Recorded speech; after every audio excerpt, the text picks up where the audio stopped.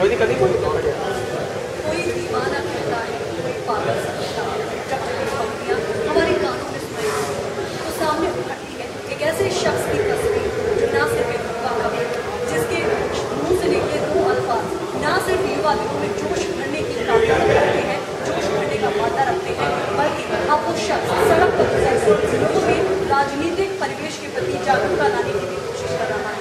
जी हाँ, बिल्कुल ठीक पहचाना आपने। अब बात कर रहे हैं युवा कवि कुमार विश्वास की। आइए उनसे करते हैं एक छोटी सी मुलाकात। कुमार जी, सबसे पहले यही कि टीम अन्ना का गठन हुआ, उसमें राजनीतिक चेतना भी आई, लोग तमाम लोग पहुँचे वहाँ पर टीम अन्ना को सपोर्ट करने के लिए, क्योंकि जो मकसद था वो बेहद खास था और लोगों से जुड़ा हुआ था। लेकिन समय के साथ जैसे जैसे टीम अन्ना में कहीं ना कहीं जो एक मत से उठी थी टीम अन्ना, कहीं ना कहीं मतभेद दिखाई देने लगे। अहम सदस्य थे, वो भी किस तरह के मीडिया में उन्होंने बयान दिए, उससे डरा। तो क्या वजह है समय के साथ कहीं टीम अन्ना बिखरती हुई नजर आती है? वो अपने अपने क्षेत्रों में काम करने वाले ऐसे लोग देश में व्याप्त भ्रष्टाचार के लिए, ऐसा नहीं कि वो पहले दिन ही जुड़े थे, वो अपना अपना काम कर रहे थे। प्रशांत भूषण बहुत दिनों से जन सरोकार की PIL लड़ रहे थे, अरविंद केजरीवाल अपनी नौकरी छोड़कर कमिश्नर की सड़क पर लड़ रहे थे, मनीष सिसोदिया लड़ रहे थे, संजय सिंह फुटपाथ के लोगों को लड़ रहे थे। मैं IIT आया जाकर युवाओं में ये बात पहुँचा रहा था कि देश में एक लोकतांत्रिक तरीका है कि आप बातों में सहमत असहमत हो। दरअसल लोकतंत्र के नाम पर हमको ये आदत पड़ गई है कि हमारी राजनीतिक पार्टियां प्राइवेट लिमिटेड कंपनी की तरह चलती हैं। उनकी एक अध्यक्ष होती हैं, वो कुछ सोच लेती हैं, वो चेयरमैन है, उनके नीचे कुछ डायरेक्टर्स होते हैं जिनको वो बता देती हैं, वो फॉलोअर्स हैं, और आखिरी आदमी भी वही कहता है जो वो बोल रही है। ये आंतरिक लोकतंत्र ही नहीं। तो आंतरिक लोकतंत्र की सबसे बड़ी पहचान बनकर अन्ना जी के साथ नेतृत्व में जुड़े हुए वे 20-21 लोग थे जो इस आंदोलन को आगे पूरे देश में स्वीकार करा। उसके बाद करते रहे। फिर एक ऐसा क्षण आया जब ये लगा कि इस देश के राजनीतिक दल कोई से भी वो जन सरोकार की पूर्ति के लिए नहीं, तो अपने कामों की पूर्ति के लिए। तब ये तय किया गया कि अन्ना का बाद में 1-1.5 महीना बीते बीते अन्ना को लगा कि शायद देश के कि वहाँ अच्छा आदमी है। इसलिए उन्होंने कहा कि चलिए एक बार पुनर्विचार करते हैं, लेकिन देश तैयार हो चुका था, अब ज़्यादा जिम्मेदारी हमारे ऊपर है देश की इस सरकारी राजनीति में अच्छा आदमी अंदर पहुंचकर, आम आदमी अंदर पहुंचकर अपना काम बना सकता है। ये उसको करना पड़ेगा। इसके अलावा उसके पास कोई विकल्प नहीं रह जाए, चाहे वो 13 दिन दूर का रह जाए, चाहे 14 दिन दूर का रह जाए। मैं ये बात नहीं कहना चाहूँगा कि 2 बार कानून बनाया। एक बार कानून बनाया जब अमेरिका ने कहा कि न्यूक्लियर डील पर कानून बनाओ, अमर सिंह जी ने ओवर टाइम किया, नोटों की गड्डी अंदर बाहर आई, पर कानून लेकर उठी सरकार। एक बार अमेरिका ने कहा कि FDI पे कानून लाओ, मायावती जी और मुलायम सिंह जी ने शानदार जिम्नास्टिक किया, अंदर विरोध किया, बाहर किया, लेकिन कानून लेकर। 2 बार कानून जहां देश ने, एक बार लोकपाल पर पूरा देश सड़क पर आया, एक बेटी रात को दुष्कर्म का शिकार होकर 4 दिन रोती रही, पड़ी रही, देश रोता रहा, बच्चे सड़क पर उतरे रहे, 18 साल 19 साल के लड़के लड़कियां सड़क पर उतरे, संसद बहस करती रही, पर कानून बना। इसका मतलब है, इसका मतलब यह है कि इस देश की राजनीतिक प्रक्रिया केवल अमेरिका के लिए काम, केवल अपने जिनकी दलाली खाती है उनका कानून, आम जनता के कानूनी प्रस्तावों से कोई सरोकार से है नहीं। इसलिए उसके पास कोई विकल्प नहीं रखता है। 13 में पहुंचे, 14 में पहुंचे, 17 में पहुंचे, 19 में पहुंचे। इस देश के आम आदमी को राजनीति अपने हाथ में देनी ही पड़ेगी। इसके अलावा आपका मानना है उसके अलावा कोई विकल्प नहीं है? शायद ये विकल्प देने के लिए आम आदमी पार्टी का विरोध किया। तो आपको क्या लगता है आगामी कितना और किन किन मुद्दों पर अपना प्रभाव होगा या मत? देखिए, पहली क्या है कि राजनीति विकल्प नहीं करता, वैकल्पिक राजनीति पैदा करना। राजनीतिक विकल्प तो इस देश में बहुत बने, लेकिन जब तक आप विकल्प की राजनीति करेंगे, जैसे दामिनी के कांड में हम लोग नेतृत्व करने नहीं है, हम लोग पीछे थे। मैं पहले दिन भी अस्पताल में था, दूसरे दिन विजय चौक पर था, हमारी पिटाई हुई, लाठियाँ भी खाई मैंने और मनीष ने, लेकिन हमने उसको नेतृत्व को लीड नहीं किया क्योंकि जनता का आक्रोश था। लेकिन इस बात की खुशी है कि 2 साल के इस विमर्श के बाद देश के सबसे बड़े सिंह द्वार पर हिंदुस्तान के जवान बच्चों ने जाकर दस्तक दी, जोरदार मुट्ठियों के साथ, और कहा कि दरवाजा खोलो, आपसे बात करने आए। ये जो ताकत आम आदमी की बड़ी है, ये हमारे लिए सुकून का विषय है। राजनीतिक विमर्श यहाँ से बदलना चालू हो गया है। पिछले लोकसभा चुनाव में प्रदेश की सरकार जिनकी थी मायावती जी की, उन्होंने 16 बलात्कार के आरोपियों को टिकट दिया। इस बार दामिनी के साथ जब कांड हुआ तो मायावती ने प्रेस कॉन्फ्रेंस करके कहा, मायावती जी ने, कि मैं बलात्कार के आरोपियों के इस बार टिकट नहीं लूंगी। यानी कि हमने किसी भी तरीके से 16 बलात्कार के आरोपियों के संसद में जाने की संभावना को शून्य कर दिया। इसी तरह के कामों से हम वैकल्पिक राजनीति की एक नींव रखना चाहते हैं इस देश में। राजनीति ना हमें करनी थी ना हमें करनी है। हम आज भी आह्वान दे रहे हैं, 4 कानून है। देश की पार्लियामेंट चुनाव होने से 15 दिन पहले जब घोषित होगी, 1 दिन पहले भी अगर बैठकर इन 4 कानूनों को पास कर दे तो आज़ाद भारत के इतिहास में हम पहली पॉलिटिकल पार्टी होंगे जो चुनाव आयोग जाकर कहेंगे कि साहब आप अपनी पार्टी वापस ले लीजिए, हमें चुनाव नहीं लड़ना, मुझे कभी सम्मेलन करने हैं, मनीष को न्यूज़ मीडिया में जाना है, अरविंद को स्लम में जाके काम करना है। और यह हमारी सरकारें बहुत अच्छी हैं, Jan Lokpal, right to reject, right to recall और ग्राम स्वराज, ये 4 कानून पास करते हैं, हमारी कोई आवश्यकता नहीं है राजनीति की।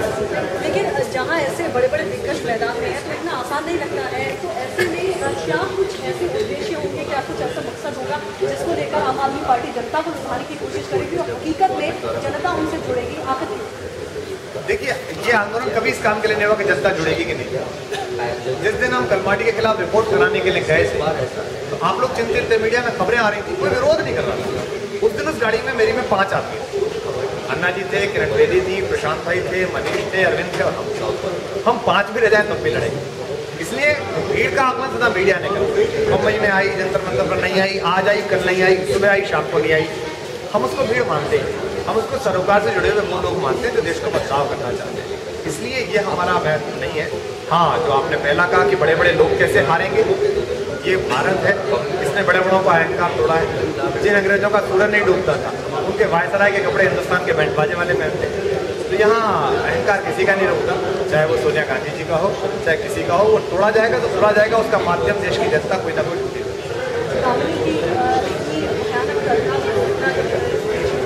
सामने आई थी जब दिल्ली की बेटी के साथ इतना भयानक कृत्य हुआ था, उसके बाद चाहिए था कि सरकार को एक बेहद महत्वपूर्ण सबक लेना चाहिए था, लेकिन ऐसा कुछ नजर नहीं आया क्योंकि उसके बाद भी लोग सड़क पर उतरने को मजबूर थे क्योंकि शायद उनका मानना था कि सही न्याय नहीं हुआ इस पूरे फैसले पर। उसके बाद भी कई तरह के बलात्कार की घटनाएं सामने आई। आज भी अगर बात करें तो ऐसी खबरें लगातार बनी हुई हैं। क्या मानते हैं आप, क्या कोई कड़ा कानून नहीं है या सरकार पूरी तरह से कोई गंभीरता से नहीं ले पाई है, इस वजह से लोगों में आक्रोश है? देखिए, पहली बात तो कानून है ही कड़ा नहीं, कानून है। भारत में जो कानून है वो 19वीं शताब्दी के कानून, जैसे राष्ट्रद्रोह पर एक कानून है 1856, उसमें यह है कि अगर मैं सरकार के खिलाफ सोचता हूँ तो मैं राष्ट्रद्रोह, मतलब मैं देश के खिलाफ सोचता हूँ तो ठीक है चलेगा, लेकिन अगर मैं सरकार के खिलाफ सोचता हूँ, मैं तो सोचता हूँ, मैं कह रहा हूँ ये सरकार राष्ट्रद्रोही है, मैं कहता हूँ सोनिया गांधी के नेतृत्व में बहुत सारे देश को लूटने वाले डकैत बैठे हुए हैं, तो मैं राष्ट्रद्रोह कर रहा हूँ। 5 तारीख को बुला लिया गया है, कोर्ट बुला रहा है, मैं अरविंद और मनीष हम तीनों के खिलाफ FIR, हम जाएंगे, हम बेल देंगे, पुछता तिहाड़ चले जाएं। तो इस देश में तो कानून का है। और दूसरा 2 सेट ऑफ लॉ, एक है माइटी लोगों के लिए कानून कि वीरभद्र सिंह रिश्वत लेते हुए पकड़े जाते हैं, उनकी आवाज़ पकड़ी जाती है, मीडिया कवर करती है, 26 साल तक मुकदमा चलता है। शिमला कोर्ट कहती है कि हाँ जी आवाज़ इन्हीं की है, इनकी पत्नी की है। फॉरेंसिक लैब 3 कहती है कि इन्हीं की है। उसके बाद भी सोनिया गांधी कहती है कोई बात नहीं, तुम जाओ चुनाव लड़ो, मुख्यमंत्री बनो, अभी कम लूटा है, थोड़ा और लो। ये एक सेट ऑफ लॉ हो गया। एक हम हैं नौकरी करने वाले लोग, अगर फरवरी में हम अपना इनकम टैक्स जमा नहीं करते हैं, अगर उस साल का हिसाब हमने पूरा नहीं किया होता है, तो इनकम टैक्स डिपार्टमेंट कहता है कि इनकी फरवरी की सैलरी दो। ये भूखे मरे, इनका पेट्रोल का बिल कहीं से आया, इनके बच्चों की फीस कहीं से आया, अब काम खत्म, हमें इनको पैसा नहीं देना। तो 2 सेट ऑफ लॉ है। जब तक इस निजाम से ये लोकतंत्र नहीं निकलेगा तब तक अपराध नहीं होगा। आम आदमी पार्टी की अगर बात हो जाए, आगामी परिवेश को देखते हुए, आगामी चुनावों को देखते हुए क्या रणनीति है? सत्य से सरल कोई रणनीति नहीं है, ना पहले कोई रणनीति है, आज रणनीति है। सत्य है कि जो चुनाव जिसको लड़ाना हो उसको जनता लड़ाए। सत्य है कि अपने प्रत्याशी आदमी खुद चुने। सत्य है कि उसका जो खाता है वो सार्वजनिक होना चाहिए।